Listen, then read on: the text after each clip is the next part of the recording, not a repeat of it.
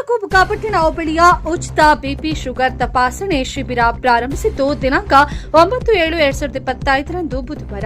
ಇಂದು sugar BP ತಪಾಸಣೆಯನ್ನು ಆಯೋಜಿಸಲಾಯಿತು. ಕಾರ್ಯಕ್ರಮದ ಆಯೋಜಕರು ಸಾರ್ವಜನಿಕ ಆಸ್ಪತ್ರೆ, ಸಿರಾ ಎನ್ಸಿಡಿ ವಿಭಾಗ ಮತ್ತು ಶ್ರೀಗಂಧ ಬೆಳೆಗಾರರ ಮತ್ತು ಬಳಕೆದಾರರ ಅಭಿವೃದ್ಧಿ ಸಂಶೋಧನಾ ಸಂಘ ಮತ್ತು ಶ್ರೀ ನಂಜುಂಡೇಶ್ವರ ಎಚ್ಪಿಎಸ್ ಗ್ರಾಮೀಣ ವಿತರಕರು.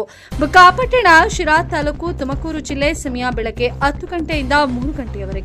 ಶ್ರೀ ಆಂಜನೇಯ ಸ್ವಾಮಿ ದೇವಸ್ಥಾನದ ಮುಂಭಾಗ ಸಮುದಾಯ ಭವನ, ಮಾರುತಿನಗರ, ಬುಕ್ಕಾಪಟ್ಟಣ, ಸಿರಾ ತಾಲೂಕು ತುಮಕೂರು ಜಿಲ್ಲೆ. ಮುಖ್ಯ ಅತಿಥಿಗಳಾಗಿ ಡಾಕ್ಟರ್ ಬಾಬು ರಾಜೇಂದ್ರ ಪ್ರಸಾದ್ ಹಾಗೂ ಬಿಆರ್ ರಘುರಾವ್, ಅಧ್ಯಕ್ಷರು ಶ್ರೀಗ್ರಾಂಧ ಬೆಳೆಗಾರರ ಬಳಕೆದಾರರ ಸಂಶೋಧನಾ ಸಂಘ ಮತ್ತು ಆರ್ವಿ ಪುಟ್ಟಕಾಮಣ್ಣ ಸಾಮಾಜಿಕ ಕಾರ್ಯಕರ್ತರು, ಸಿರಾ.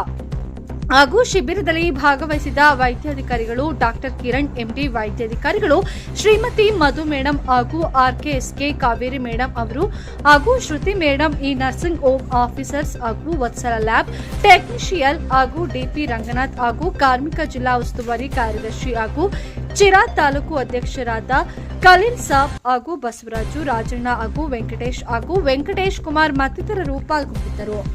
ಚಿಕ್ಕ ವಯಸ್ಸಿಗೆ ಹುಡುಗರು ತೀರ್ಕೊಳ್ತಾ ಇರ್ತಕ್ಕಂಥ ನಾವು ಘಟನೆಗಳೇನು ನೋಡ್ತಾ ಇದ್ದೀವಿ, ಅದಕ್ಕೆಲ್ಲ ಇವೆಲ್ಲವೂ ಕೂಡ ಕಾರಣ.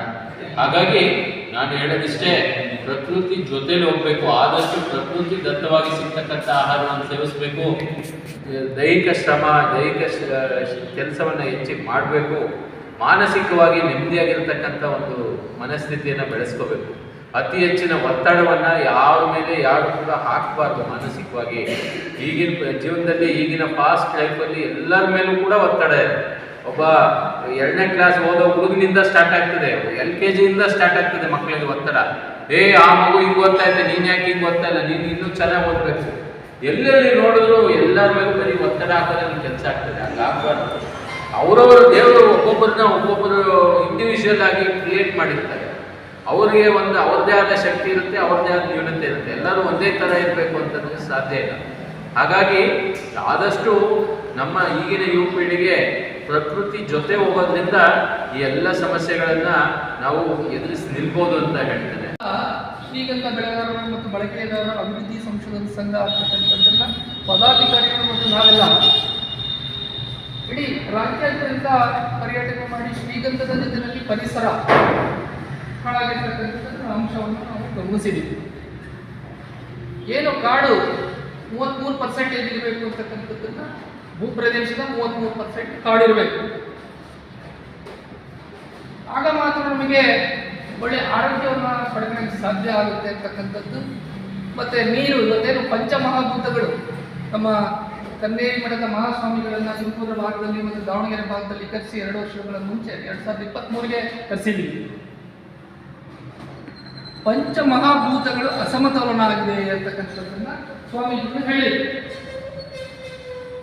ಇದನ್ನೆಲ್ಲರೂ ನಾವು ಗಮನಿಸಿದಾಗ ಪಂಚಮಹಾಭೂತಗಳು ನಾವೇನು ಕುಡಿತಕ್ಕಂಥ ನೀರಿರ್ಬೋದು, ಗಾಳಿ ಇರ್ಬೋದು, ಕಾಡಿರ್ಬೋದು, ಪರಿಸರ ಇರ್ಬೋದು, ಇವತ್ತೆಲ್ಲ ಹಾಳಾಗೋಗಿದೆ. ಪ್ಲಾಸ್ಟಿಕ್ ಜೊತೆಯಲ್ಲಿ ಏನು ಪ್ಲಾಸ್ಟಿಕ್ ಬಳಕೆ ಮಾಡಬಾರ್ದಾಗಿತ್ತು, ಆ ಪ್ಲಾಸ್ಟಿಕ್ನು ಸಹ ಎಲ್ಲ ಕಡೆ 99% ಪ್ಲಾಸ್ಟಿಕ್ ಹವಾ ಆಗಿದೆ. ಇದ್ರ ಜೊತೆಯಲ್ಲಿ ಏನು ನಾವು ಆಧುನಿಕ ಕೃಷಿನೂ ಅಳವಡಿಸಿಕೊಂಡಿಲ್ಲ. ಈ ಕಡೆ ನಮ್ಮ ಹಳೆ ಪದ್ಧತಿ ಏನಿತ್ತು, ಸುಭಾಷ್ ಪಾಳೇಕರ್ ಪದ್ಧತಿ ಇರ್ಬೋದು, ನಾರಾಯಣ ರೆಡ್ಡಿ ಅವರು ನೈಸರ್ಗಿಕ ಕೃಷಿಯನ್ನು ಮಾಡಬೇಕಾಗಿತ್ತು. ದನಕರುಗಳು, ನಮ್ಮ ಏನು ನಾಟಿ ಹಸು ದನಕರುಗಳು ನಮ್ಮ ಮನೆ ಭಾಗದಲ್ಲಿ ಇರಬೇಕಾಗಿತ್ತು.